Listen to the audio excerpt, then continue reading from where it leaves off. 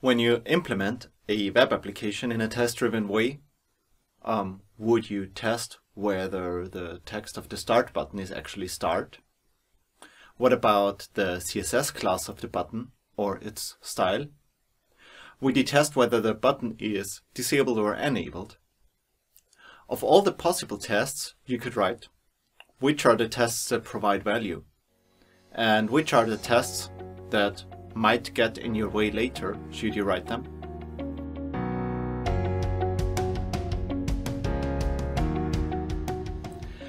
My name is David and I teach TDD trainings and also React trainings.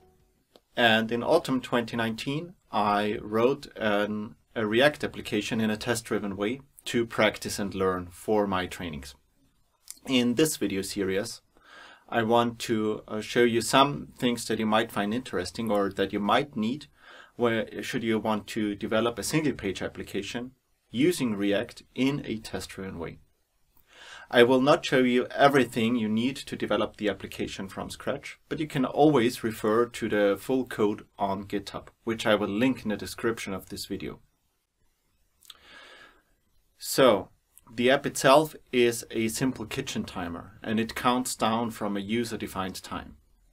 It only has few components and I wrote all of them in a test-driven way, so there are no libraries involved. There is an app component which is the outer shell and it renders a timer component. The timer component contains a configuration panel called config and the timer view itself, which is an SVG graphic that again has 3 React components embedded: the background, the red slice and the foreground. In the last video I showed you how you can do TDD on the UI itself with basically only a test runner and a library called Enzyme. Today I want to focus more about what to test and what to better leave untested. So whether to test or to not test some aspect of a component is subjective and will depend on your situation. But you have to decide whether to test or not test this aspect, and this decision will have consequences, both positive and negative. Generally speaking, we should only write tests where the value of the test is bigger than the cost. And to decide that, we must guess or estimate the expected value and the expected cost.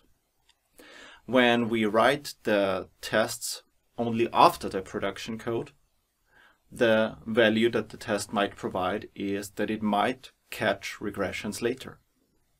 And the cost of the test is, well, that we have to write the test, but also that this test might get in our way later, like when we want to change the functionality, or sometimes even when we just want to refactor something, tests might break and then they get in our way.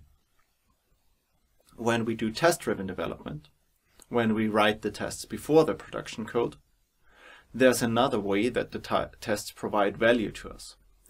They help us think about the problem and they drive the implementation of the production code.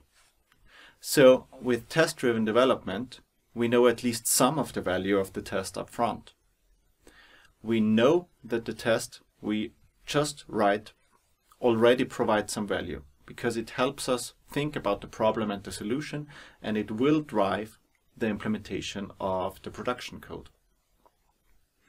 But we still should only write tests where the expected cost is lower than the value that we get from the test. And to do that, we first have to write good tests that will not get in our way later, and we also have to do some educated guessing about the expected cost and the expected future value. If you want to get some ideas about how to write better tests, then check out my other video series called Red-Green, which I will also link in the description of this video. Today I want to focus more on the educated guessing. So when I test drive a user interface using Enzyme, there are several aspects of a component I might want to test. For example, I can test whether the component contains another component. I can test whether the component passes some data correctly to another component or to an HTML element. I can test whether the start button of the timer is disabled when the timer is running and whether it is enabled when the timer is stopped. I can test whether the start button has a certain CSS class or whether it has the correct inline style. I can even test whether the text of the start button is really start. I can test how the components fetch the data that they want to display. And then I can test what happens after a DOM event. Maybe are the correct callback functions called. So which of those do make sense? To decide, I must assess two risks.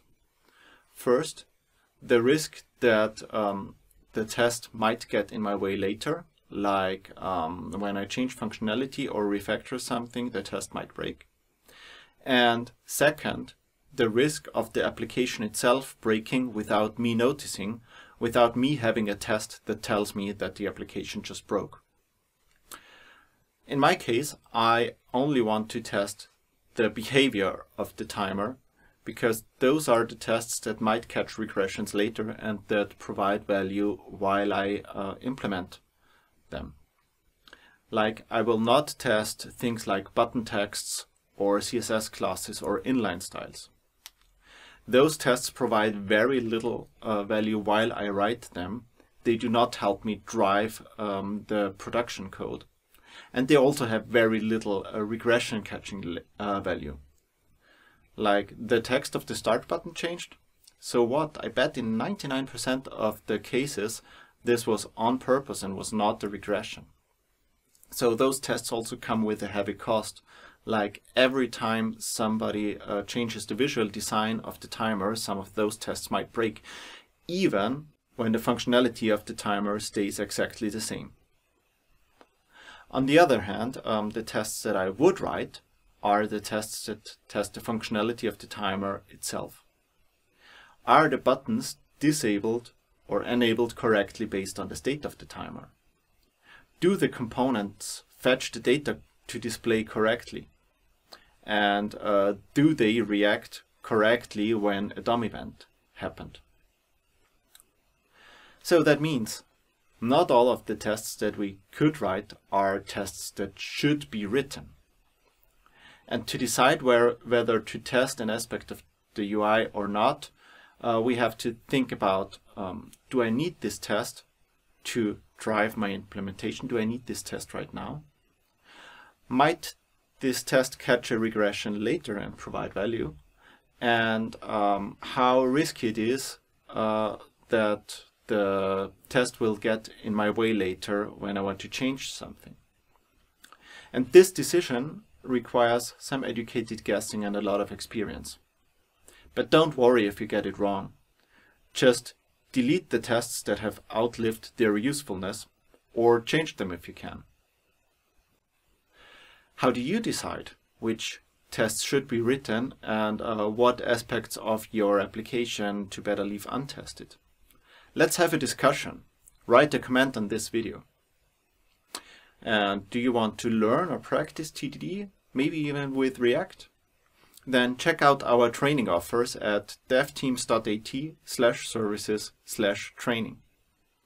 And follow me on Twitter. I am @dtanza there, so you will not miss my next video in this series, where I will talk about dependencies of React components and dependency injection.